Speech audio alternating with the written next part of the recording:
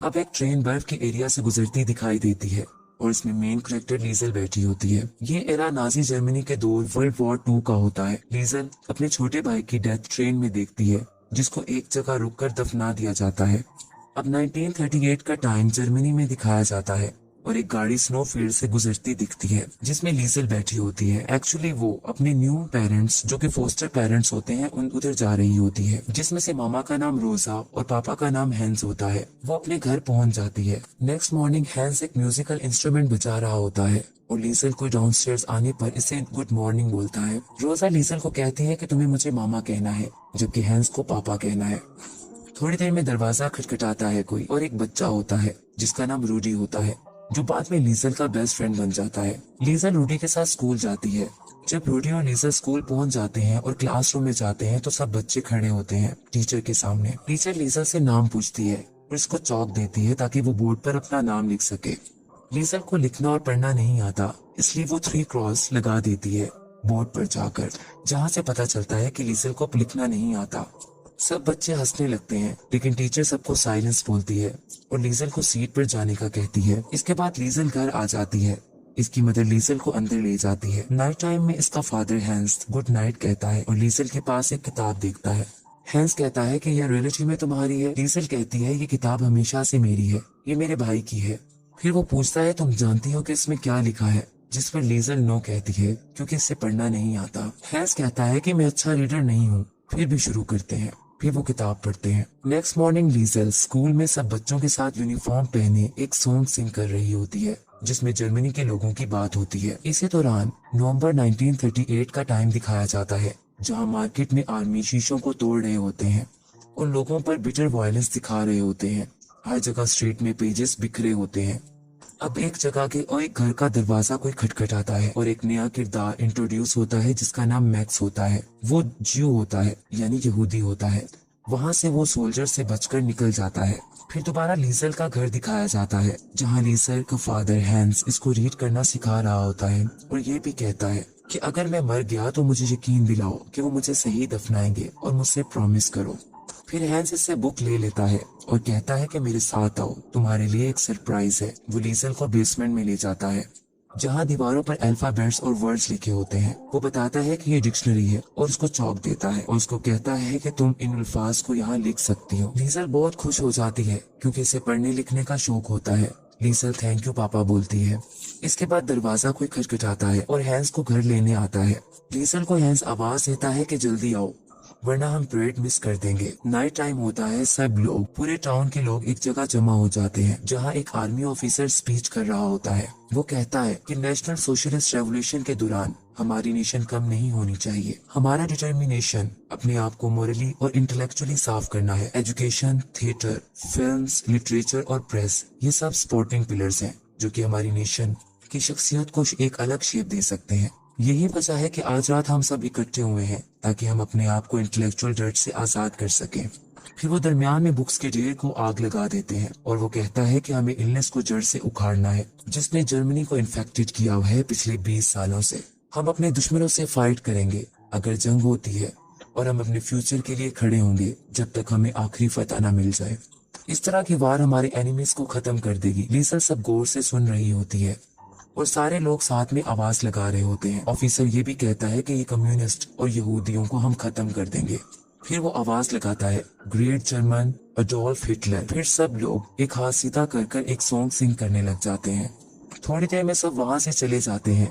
लीजल वहाँ जाती है जहाँ बुक्स चल रही होती हैं और वहाँ जमीन पर गिरी एक बुक उठाकर अपने कोट में छुपा लेती है। हैंस वहाँ आ जाता है और कहता है कि मैंने तुम्हें मुझसे चर्च में मिलने को कहा था। लीजल सॉरी पापा बोलती है। हर जगह बुक्स के पेजेस बिखरे होते हैं। फिर लीजल को कफ होने लगती है क्योंकि हल्की जली हुई बुक इसके कोट में होती है। हैंस को पता चल जाता है लेकिन वो कुछ नहीं कहता, बस ये कहता है कि हम इसको सीक्रेट रखेंगे और इसको दूसरी किताबों की तरह बेसमेंट में जाकर रीड करेंगे। लीजल बहुत खुश हो जाती है और पूछती है कि क्या मेरी रियल मामा कम्युनिस्ट थी? क्या हिटलर ने मेरी मामा को मुझसे दूर कर दिया है? और फिर कहती है मुझे नफरत है हिटलर से। हैंस कहता है ये किसी के सामने नहीं कहना। घर आकर लीजल उस किताब का नाम पढ़ती है, The Invisible Man by H.G. Wells. फिर अचानक से कोई दरवाजा खटखटाता है। हकीकत में वो वही किरदार मैक्स होता है जो कि एक जूइश फर्स्ट फाइटर होता है। वो घबराया हुआ आता है और मदद मांगता है और रोजा और हैंस इसको अपस्टेयर्स भेज देते हैं। हैंस लीसल को बताता है कि मैक्स का फादर वार में इसके सामने मरा था और इसके फादर ने मेरे लिए अपनी जिंदगी दी थी और मैं इसकी फैमिली का एहसानमंद हूँ। फिर वो इसे कहता है लीसल को कि मुझे अपने अल्फाज दो कि तुम ये किसी को हमारे विजिटर्स का नहीं बताओगी और अपनी रूह को भी नहीं। लीसल वादा करती है कि वो किसी को नहीं बताएगी और फिर नेक्स्ट मॉर्निंग स्कूल चली जाती है। स्कूल ऑफ होने पर लीसल रूडी के साथ भागती है और जल्दी से अपने घर आ जाती है।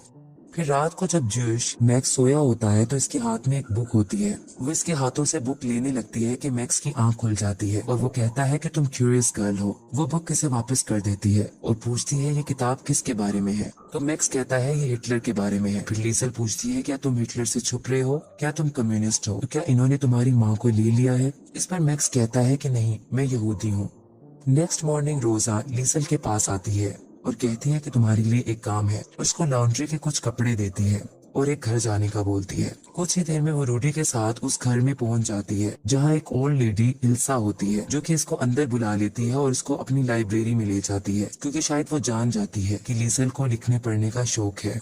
लीसल वहां जाकर बहुत खुश होती है और बुक्स को टच करती है। फिर एक बुक द ड्रीम करियर उठाती है। फिर उसे याद आता है कि रूडी इस घर से बाहर इसका इंतजार कर रहा है। वो ओल्ड लेडी इल्सा को बताकर चली जाती है, लेकिन ओल्ड लेडी इल्सा इसे कहती है तुम कभी भी यहाँ बुक्स पढ़ने आ सकती हो। अब मैक्स को बेसमेंट में दिखाया जाता है क्योंकि हैंस की फैमिली को सोल्जर का खतरा होता है कि कहीं वो आकर पकड़ ना ले, क्योंकि मैक्स यहूदी होता है। लीसल भी बेसमेंट में जाती है और अपना बुक्स पढ़ना कंटिन्यू रखती है और एक नया वर्ड जो इसे मुश्किल लगता है वो हमेशा बेसमेंट की वॉल पर चौक से लिख देती है। मैक्स इससे पूछता है कि ये वर्ड्स तुम कहाँ से लेती हो, जिस पर लीसल कहती है ये एक सीक्रेट है, लेकिन बाद में बता देती है कि वो कहाँ लाइब्रेरी में जाके बुक्स पढ़ती है और उनको मेमोराइज कर लेती है। इस तरह बाद में मैक्स लीसल को एक बुक गिफ्ट करता है और बताता है कि मेरे रिलीजन में मैंने सीखा है कि हर जिंदा चीज, हर पत्ता, हर परिंदा सिर्फ जिंदा है क्योंकि इनके पास जिंदगी के लिए सीक्रेट वर्ड्स हैं।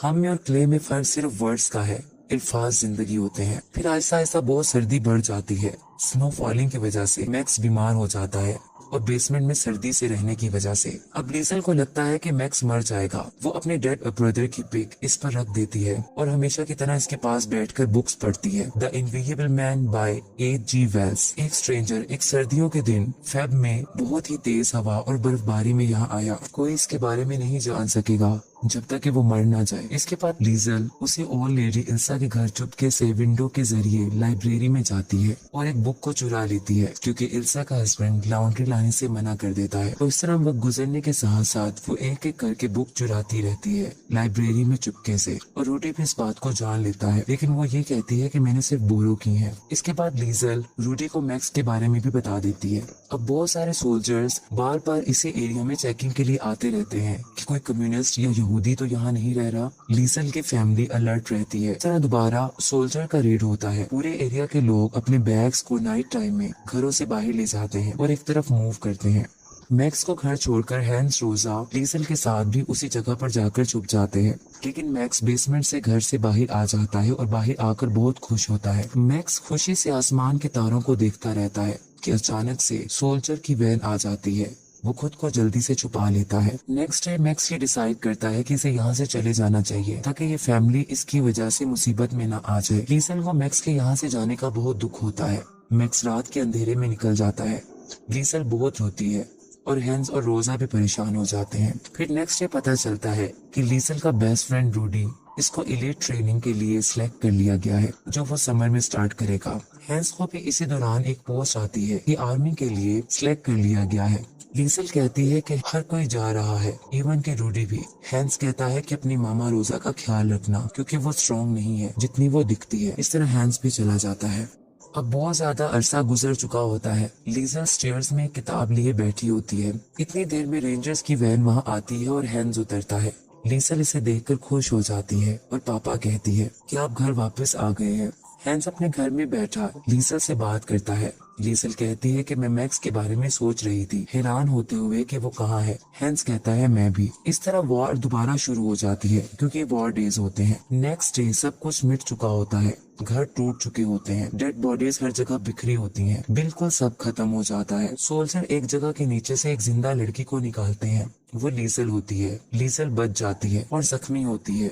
वो बाहर आते ही पापा मामा कहती है, लेकिन इसकी फैमिली की डेथ हो चुकी होती है। रोजा, हैंस और रूडी सब मर चुके होते हैं। इस तरह लीसल बेहोश हो जाती है। जब लीसल को होश आता है तो वहाँ ब्रिक्स के नीचे एक किताब मिलती है और इसी दौरान वो ओल्ड लेडी इल्सा, जिसके घर लीसल बुक्स चुराने जाती थी, अपनी गाड़ी में वहाँ आ जाती है। लीसल भागकर उस लेडी के गले लग जाती है। फिर आफ्टर 2 इयर्स का टाइम दिखाया जाता है। इल्सा एक टेलर की शॉप पर काम करती दिखाई देती है, जो कि रूडी का फादर होता है। और इस तरह फिर वो देखती है कि दरवाजे पर मैक्स आ गया है और वो उसे देखकर बहुत खुश होती है और जाकर उसे मिलती है। अब दिखाया जाता है कि ये 1945 का टाइम होता है और यूनाइटेड स्टेट्स के ट्रूप्स ने जर्मनी पर कब्जा कर लिया होता है। अब कहानी अपनी एंडिंग पर पहुंच रही होती है। अब दिखाया जाता है कि क्लाउड्स का वही व्यू जो कि बिल्कुल ओपनिंग सीन में दिखाया गया था। फिर डेथ नरेटर मेल वॉइस में उसकी आवाज आती है कि मैंने बहुत अजीम चीजें देखी, मैंने सारी दुनिया की बदतरीन तबाही को भी अटेंड किया है, मैंने बहुत से अजीम वंडर्स भी देखे हैं, लेकिन मैं यही कहूंगा कि कोई हमेशा के लिए जिंदा नहीं रहता। अब मैं आखिरकार लीसल के पास आया। मैंने खुद गर्जी वाली खुशी महसूस की क्योंकि इस 90 इयर्स में वो बहुत समझदार जिंदगी गुजार चुकी थी। इसकी कहानियों ने बहुत सी रूहों को छू लिया। मैक्स की दोस्ती इतनी लंबी रही जितनी की लीजल की। लीजल की आखिरी सोचों में इसने बहुत सारी जिंदगियों को देखा जो इसके साथ मिल गई थी, जैसा कि उसके 3 बच्चे और उसका ग्रैंड चिल्ड्रन, और इस तरह हैन, रोजा और रूडी भी। लेकिन आखिर में कोई अल्फाज नहीं थे, सिर्फ सुकून था।